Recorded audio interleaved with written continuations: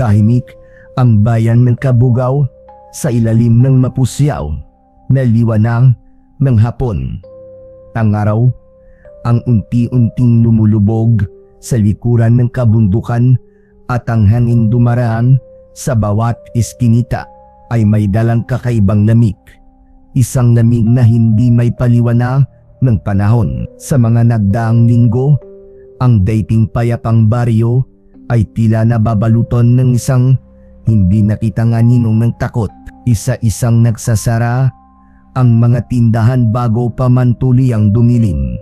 Ang mga bata ay hindi na pinapayagang maglaro sa labas kapag gabi na. Ang mga bintana ng mga bahay ay sinusaran ng mahigpit at ang bawat palniya ay nagdarasal na sana ay lumipas ang gabi ng walang tarayda. Lahat ng ito ay nagsibulag sa sunod na balitaan ng pagkawala ng mga hayop at kalaunan ng mga tao. Mayas yan ang pabulong na bulong-bulunggan na kumalat sa Kabugao.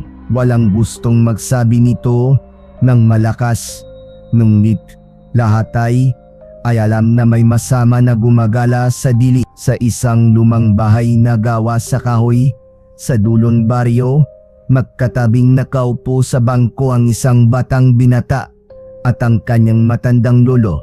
Ang binata ay si Amante, may edad na 22, payat, may tahimik na mga mata at laging tila may pasang-pasang pagkaala. Kasama niya ang kanyang lolo na si Lolo Julio, isang matandang magsasaka na dumaan na sa maraming unos ng buhay. Magkalungkaba at lungkot ang mababakas sa mukha ni Amante abang pinakinggan niya ang mga usap-usapan sa labas. Totoo po ba talaga yon? Muntik na niyang ibulok yung aswang. Totoo ba yon? Tahimik na umubo si Lolo Julio bago huminga ng malalim. Maraming kwento ang bayan na to, Amante, sagot niya. At hindi lahat ay gawa-gawa lang. Bumigat ang dibdib ni Amante. Sa mga nagdaang araw, isa-isa nang nawala ang mga alagang hayop ng mga residente na kambing, baboy, manot at kamakailan lamang may isang magsasakang natapwang patay sa bukid. Alaos hindi na makilala ang katawan sa lalim ng mga kung aswang man yon. Dagdag ng matanda, mas lolong kailangan nating makinggat. Kinagabihan, isang balita ang yumanik sa Kabugao. Nawalawa ng puting kalabaw ni Don Severino. Mabilis na kumalat ang balita parang apoy sa tuyong damo. Si Don Severino ang pinakamayaman at pinakamakapangyarihang tao sa Kabugao. Mayari ng malawak na asyenda, maraming lupain at daan-daang trabahador.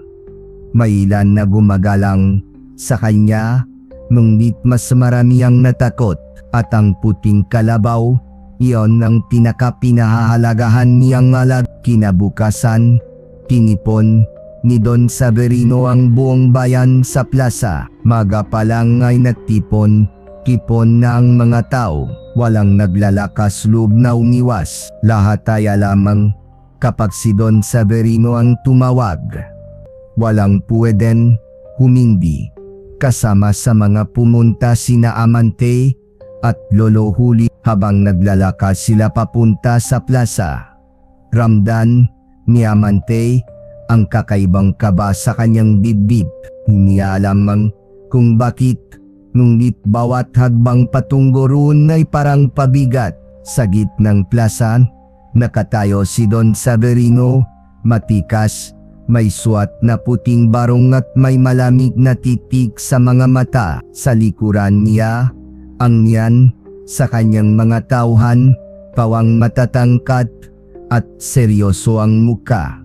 Mga taga Kabugao, malakas na wika ni Don Severino.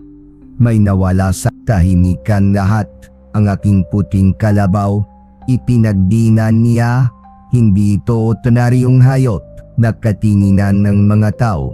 May ilan na nga lamang mga lumang kwento na ang puting kalabaw ay may kapangyarihan raw na ito umano ang nagsisilbing pananggang baryo laban sa mga simula nang mawala ito.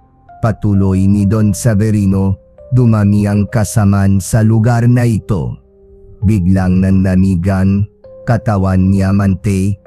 Pakiramdam niya ay dumausdos ang tingin ni Don Severino sa kanyang direksyon.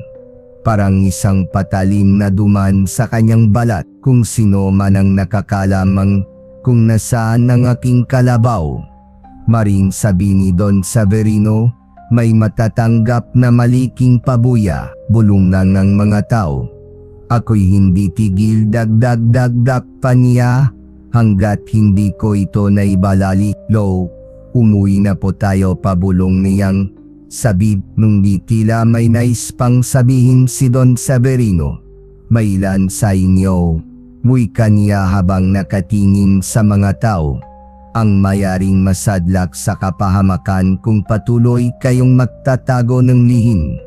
Hindi na nakayanan niya, hindi na niya hinintay ang susunod na salita. Mahigpit niyang hinila ang braso ng kanyang lolo at mabilis silang umalis sa plaza, habang ang mga mata ng mga tao ay tila sumusunod sa bawat hagbang nila. Habang naglalakad pauwi, hindi naiwasan ni Amante ang kabaw. Pakiramdam niya ay alam ng lahat. Pakiramdam niya ay siya ang tinutukoy.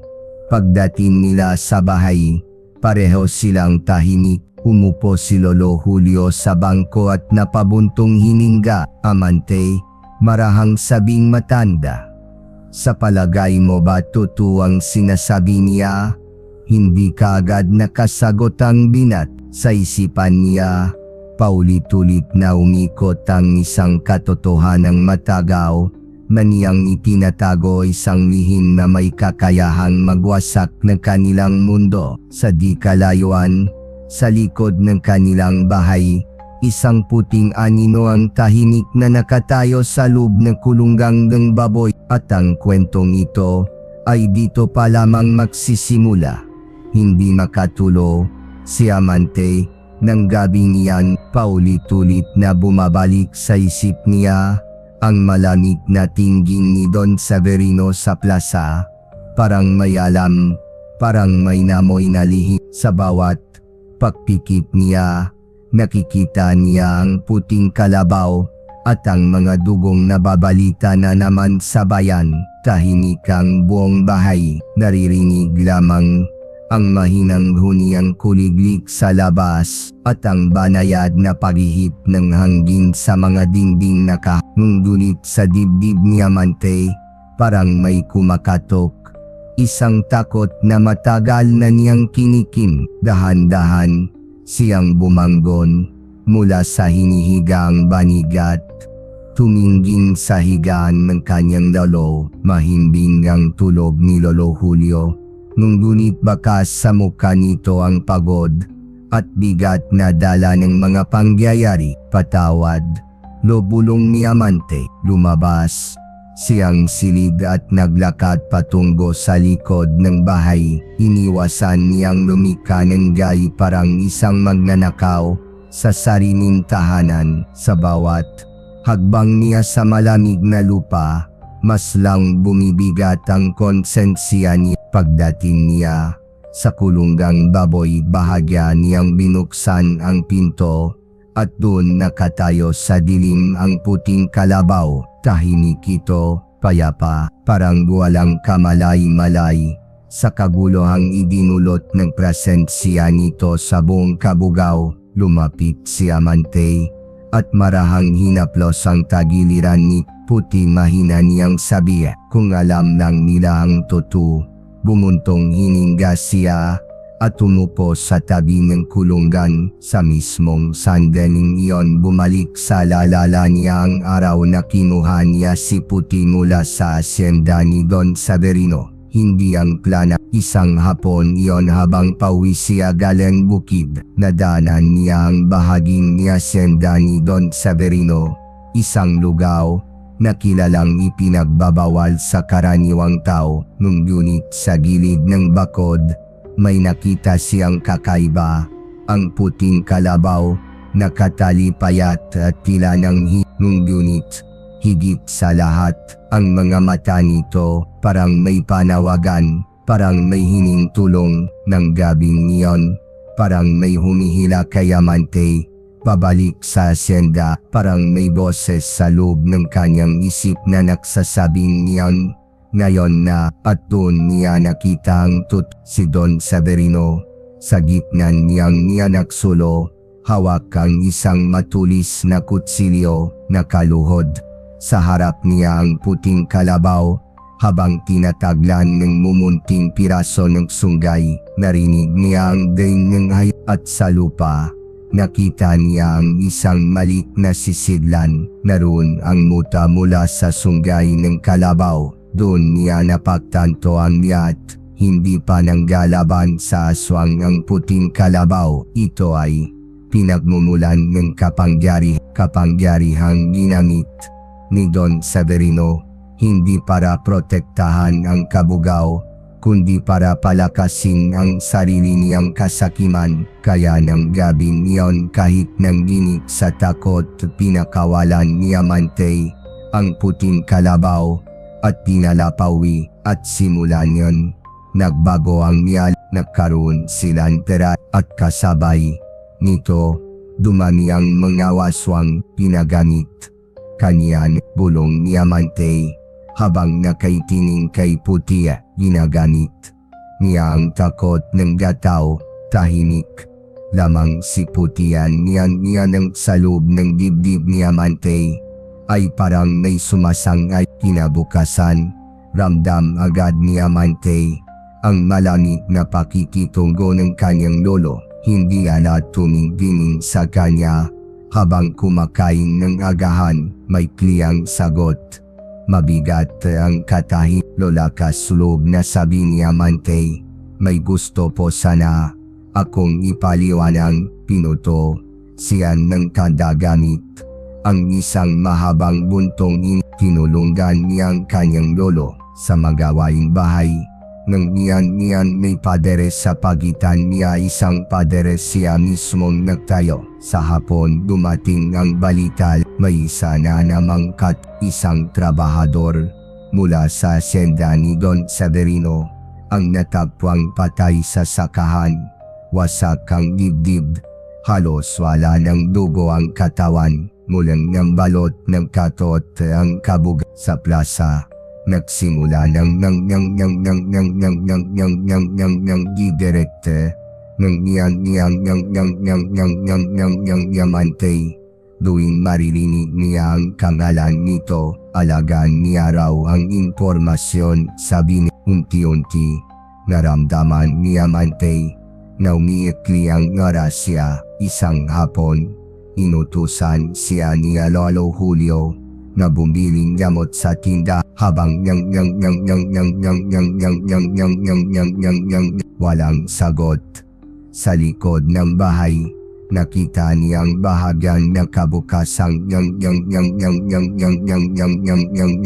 Amante, anong ginagawan puting kalabaw sa kulunggang anong ginagawan puting kalabaw sa kulunggang mabigat ang kailangan mo talagang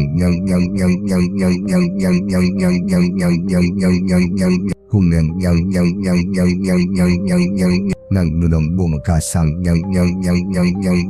kinuha ko po si Puti dahil ginagamit ng siya ni Don Severino para sa kasaman. Napakulot ang nonong nanlaki ang nata ni Lolo Julio. Ang butan sungganing kalabaw.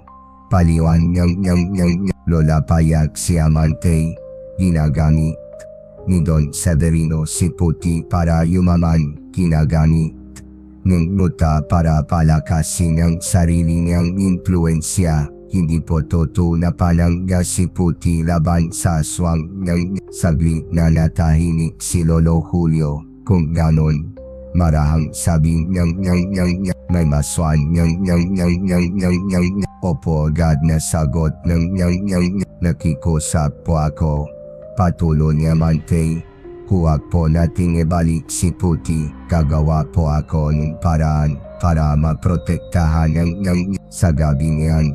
Ramdam nyang. Walang siya. Ngunit sa bawat kanimkan. Ramdam nyang. Isang nyang. Ngunit sinialang. May mata nyang. Napasinga niya tayo. Mula nun. Hindi mapakalaan nalamikan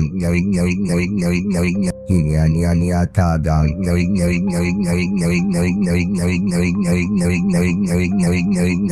napan walang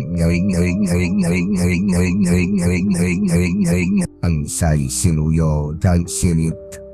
Ang galawa naman ay dumiretso sa likod niya tagang buksan ngayo dahan yan ang paari ko. Lumapit siya palapit niya tagang naglakad siya balik siya harap ang Don Severino. Mariang napatingyan si Don Severino.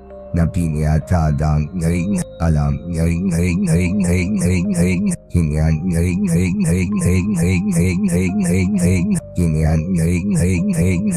kung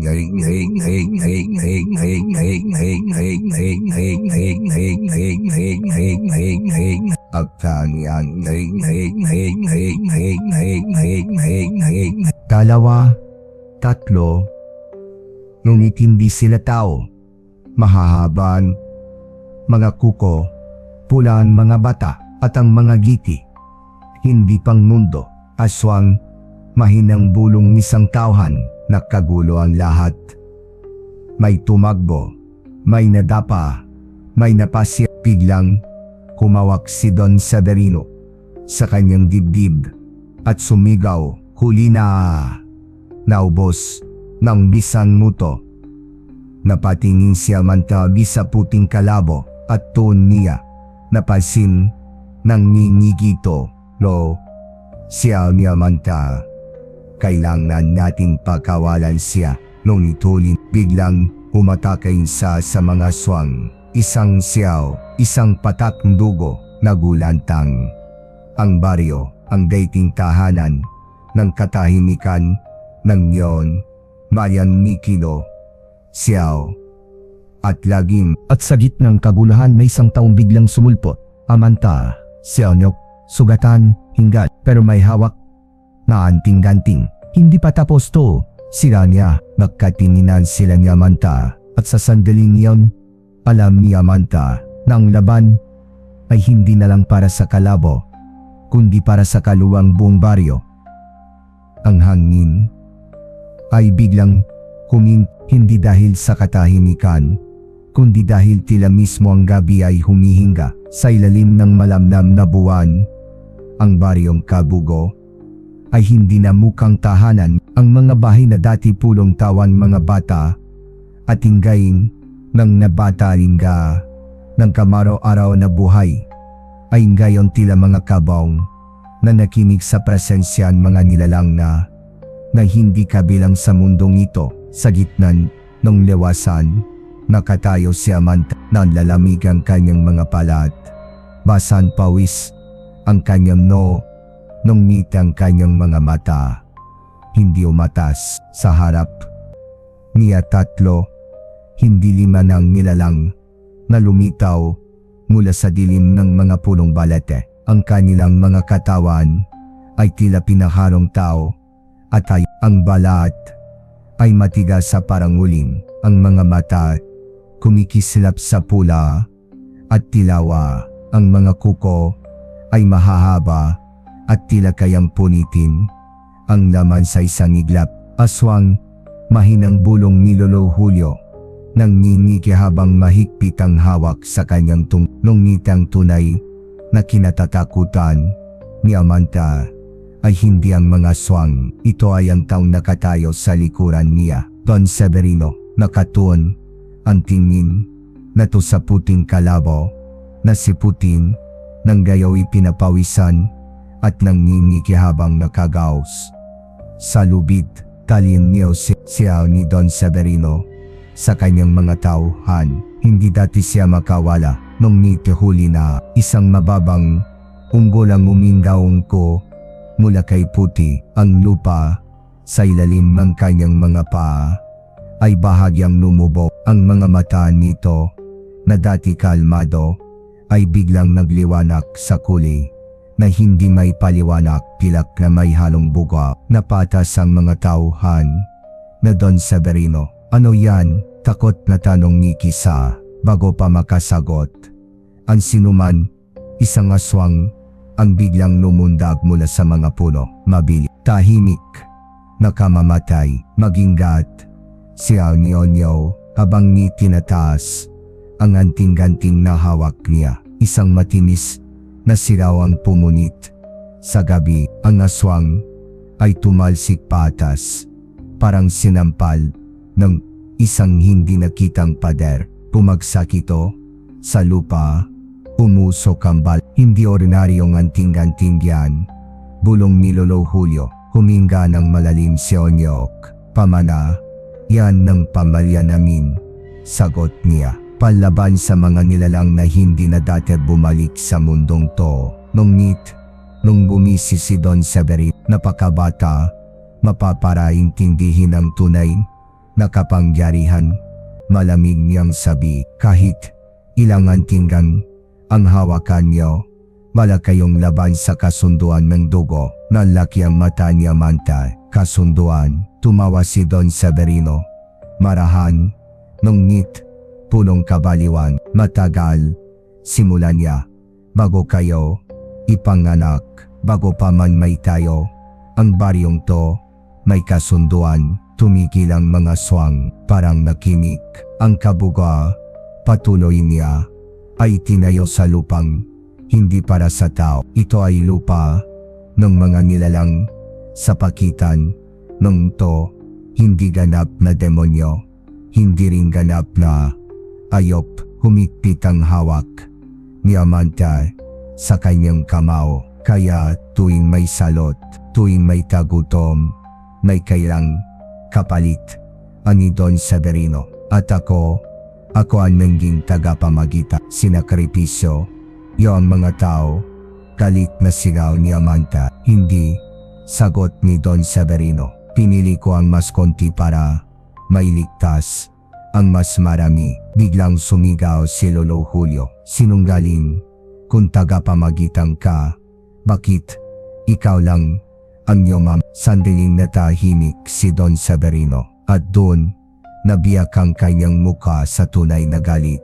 Dahil ako ang nagluso, sigaw niya. Ako ang nakipag-usap sa dilim. Ako ang nagalaing dugo ng kaluluwa ng pagkatao. Isang daga ang biglang tumakbo sa paanan ni Amanta. Kasunod nito, isang patay na manokang nahulog mula sa bubon. Ang paligid ay unti-unting nagbabago. Ang lupa ay nanggitim. Ang hangin ay mabigat. Ang mga bituin ay tila nawawala sa langit. Papunta na sila. Bulong ni Onyok. Hindi lang yan. At tama mula sa pinakagitnang ng kagubatan, may isang aninonggit na malaki kaysa sa iba. Mabagal itong gumalaw. Nunggit, bawat hagbang ay nagpapayanik sa lupa. Tumigil ang hinanggan ni Amanta. Anong klaseng aswang yan? Namula ang mga mata ni Don Severino. Ang tunay na pinuno. Sagot ni ang dahilan kung bakit may kasunduan. Lumabas sa dilim ang nilalang. Kalahating tao, kalahating ayop. May sunggat, may pakpak na punit at may bunggang na punong ngipin. Sa dibdib nito may simbolong gitsalam. Pareho nung gita niya Amanta. Noon sa lumang aklat, noon sa Severino, loon ng ginik. Nasabi ni Amanta, ito na yung tumanggo si Lolo Julio. Ang sumpang kabuga, biglang naglakas si Don Severino. papalapit sa puting kalabaw. Kailang ko ang mutabulong niya. Kung wala yon, tayong lahat ay mamamatay. Hindi, sigaw ni Amante at tumakbo patungo kay Puti. Nunggit, hinarang siya nilalang isang bagsik na suntokan sumampa sa lupa. Dahilang upang siya ay tumilapon. Bumagsik si Amante. Dumugo ang labi. Amante, sigaw niya. Lumapit ang malaying aswang at yumuko sa harap ni Don Severino. Oras na. Malalim na boses nito. Hindi sa tanga, kundi sa isip. Nunggiti si Don Severino. Handa na, Kao. At doon, ginawa niyang hindi inaasahan ng sinuman. Inilabas niya ang kutsilo at sinagsak ang sarili sa dibdib. Tumalsik ang dugo sa lupa. Sumigaw ang mga tao. Umunggaw ang mga aswang at tinang kasunduan. Sigaw nilalang. Nunggit, bago tuluyang gumuho ang lahat, isang matinis na anggol ang pumunit sa gabi. Si Puti, naputol ang lubi. Tumayo ang kalabaw at sa ilalim nung ginangyaw. Hindi si aswang, hindi rin ordinaryong isa. Si Amante, tagapanggalagang pagitan ng mundo at ng lupa. Nikanis ang boses mula kay Puti. Nunggit, ngit, nunggit. Parito, lumuho ang malaying gas. Nangginik si Don Severino. Hindi nangyang kasunduan. Umiyak. Niyang sabi, niloko mo ang kasunduan. Sagot ng boses, ginamit mo ang biyaya para sa sariling kasakiman. Isang buhua na liwanag ang bumalo sa bumberi. Ang mga aswang ay umunggaw.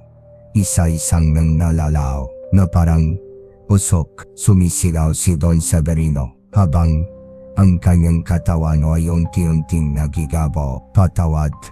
Nunggit. Uli na. Tahimik ang lahat. Ang liwanag law. Bumagsak si Amante sa lupa hingga unti-unting bumalik sa nolang. Ang paligid, ang mga bahay ay nakatayo pa rin. Ang mga tao, buhay. Lumapit si Puti kay Amante. Hinimas nito ang gulo ng dinata at tapos na. Nikang boses. Nunggit, may kapalit. Ang kalayaan, tumingala si Amante. Ano po? Kailangan ng beryo ng bagong tagapanggalaga. Tumawa si Amante. Nang mapait, hindi ako handa. Nunggit, nunggit, nunggit. Si Puti, walang gang pinipili ang taday. At sa pagsikat ng araw, tuluyang nawala si Puti. Kasama ang muto, kasama ang sumpa. Nunggit,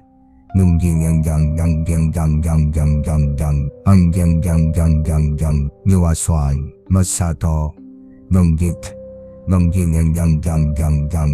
tilay. Itaiba, mas malinaw, mas malamlam, at may kakaibang bigat.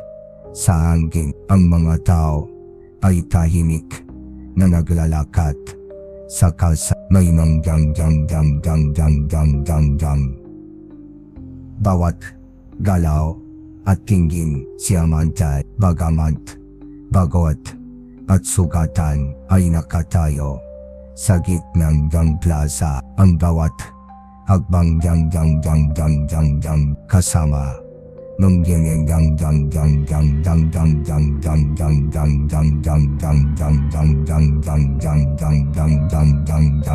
pumaying bulok. Parang hindi lang basa.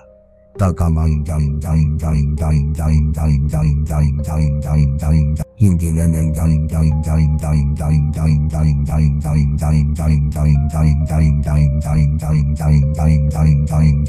nunggit sa kanyang puso ala. Mangyang kailang ang mga bahay na nasira sa nakarang maguluhan na inas. Ang mga tao ay tingin bawat kakaibang tunog ay tinanangangayla. Mangyangang malit. Magkakamali. Mayroong mang dulot. Nang pray ka habang tumataga. Natutunan niyang nakipag-usap. Kay puti. Sa isip, hindi na lamang alaga. Kundi tagapayo. At kaida ang jang. Kung di sa kakayahan mong gamitin, ito para sa kabutihan. Paglipas ng panahon, sa paglipas ng buwan unti-unting, bumalik ang sigla ng badyo ng Mikliyaw. Ang matao nagsimulang magtrabaho sa kanilang mataniman at palaisdaan. Si Amante ay nakipag-ugnayan sa makabatan. Tinuturuan sila ni disiplina at tapang. Hindi lamang pisikal na lakas ang kanyang itinuturo, kundi pati ang katapangan sa harap ng kasamaan at pagpapahalaga sa tama. Ngunit sa kabila ni lahat ng ito, hindi mawawala ang takot.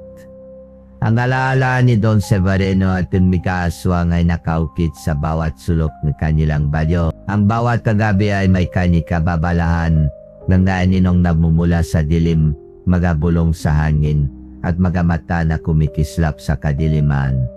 Ang mutya at ang kapangyarihan, si Amante ay patuloy na nagdadala ni mutya ng sunggay ni puti.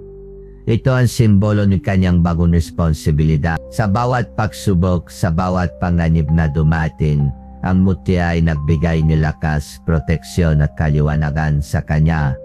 Ngunit may kondisyon, tanging ang karapat-dapat lamang ang makakagamit ng kapangyarihan. Kung hindi siya magiging matatag, ang mutya ay hindi gagana at maaaring bumalik ang kadiliman. Magabanta, hindi nagtagal. May magabagong nilalang na napakita sa badyo. Hindi na sila si Don Severino o ang malilit niyang tauhan. Ngunit manilalang na may mas matinding kapangyarihan, mas mabagsik, mas mapanganib.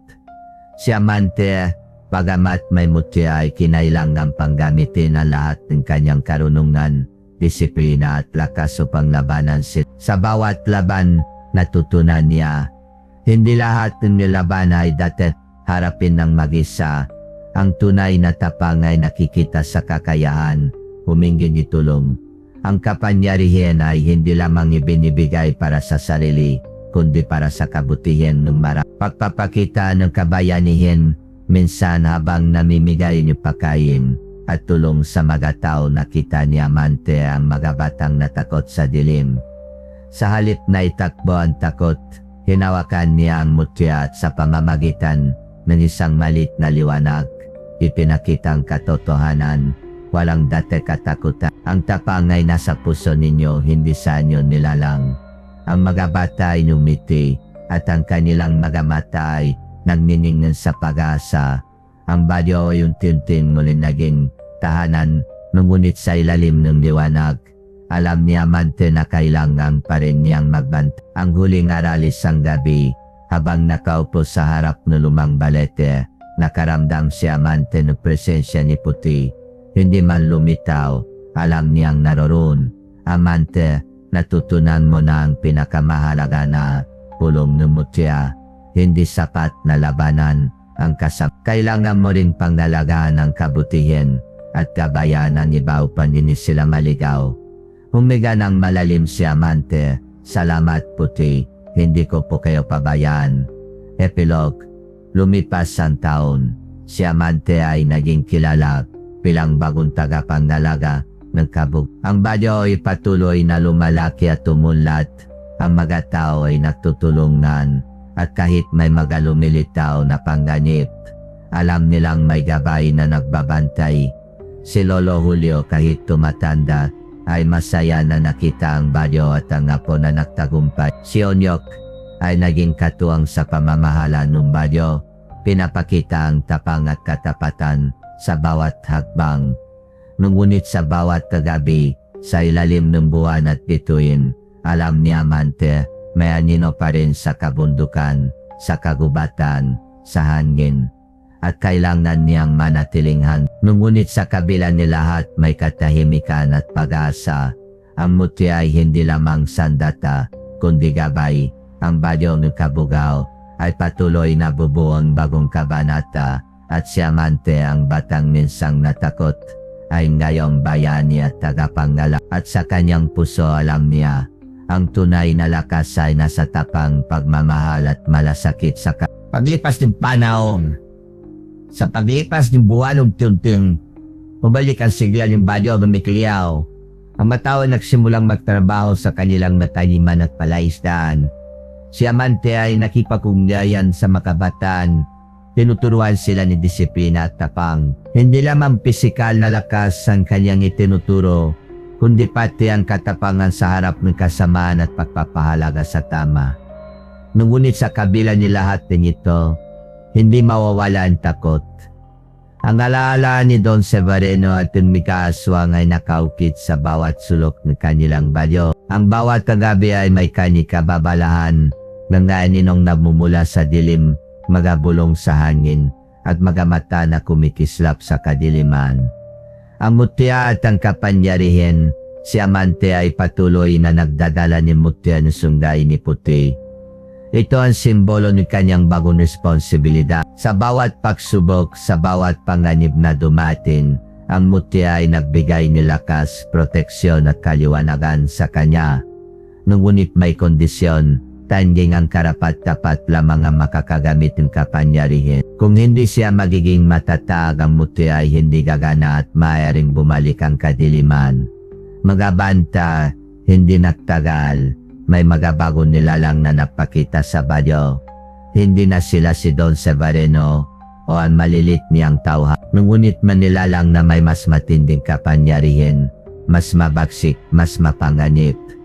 Si Amante, bagamat may mutya ay kinailangang panggamitin ang lahat ng kanyang karunungan, disiplina at lakas upang labanan sila. Sa bawat laban, natutunan niya, hindi lahat ng nilaban ay dati harapin ng mag-isa.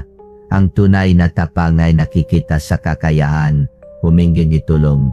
Ang kapangyarihan ay hindi lamang ibinibigay para sa sarili, kundi para sa kabutihan ng marami. Pagpapakita ng kabayanihan, minsan habang namimigay niyo pagkain at tulong sa mga tao, nakita ni Amante ang mga batang natakot sa dilim. Sa halip na itakbo ang takot, hinawakan niya ang mutya at sa pamamagitan ng isang malit na liwanag, ipinakita ang katotohanan. Walang dati katakutan. Ang tapang ay nasa puso ninyo, hindi sa inyo nilalang. Ang mga bata ay numiti at ang kanilang mga mata ay nagniningin sa pag-asa. Ang badyo ay unti-unting muli naging tahanan, ngunit sa ilalim ng liwanag. Alam ni Amante na kailangan pa rin niyang magbanta. Ang huling aral isang gabi, habang nakaupo sa harap ng lumang balete, nakaramdam si Amante ng presensya ni puti. Hindi man lumitaw, alam niyang naroroon. Amante, natutunan mo na ang pinakamahalaga na pulong ng mutya. Hindi sapat na labanan ang kailangan mo rin pangnalagaan ang kabutihan at kabayan ng iba upang hindi sila maligaw. Humiga ng malalim si Amante. Salamat puti, hindi ko po kayo pabayaan. Epilog. Lumipas ang taon, si Amante ay naging kilala bilang bagong tagapangalaga ng kabug. Ang badyo ay patuloy na lumalaki at tumunlad. Ang mga tao ay nagtutulungan at kahit may mga lumilitaw na panganib, alam nilang may gabay na nagbabantay. Si Lolo Julio kahit tumatanda ay masaya na nakita ang badyo at ang apo na nagtagumpay. Si Onyok ay naging katuwang sa pamamahala ng badyo. Pinapakita ang tapang at katapatan sa bawat hakbang. Ngunit sa bawat kagabi, sa ilalim ng buwan at bituin, alam ni Amante, may anino pa rin sa kabundukan, sa kagubatan, sa hangin. At kailangan niyang manatiling ngunit sa kabila ni lahat may katahimikan at pag-asa. Ang mutya ay hindi lamang sandata, kundi gabay. Ang badyo ng kabugaw ay patuloy na bubuong bagong kabanata. At si Amante, ang batang minsang natakot, ay ngayong bayani at tagapangalaga. At sa kanyang puso alam niya, ang tunay na lakas ay nasa tapang pagmamahal at malasakit sa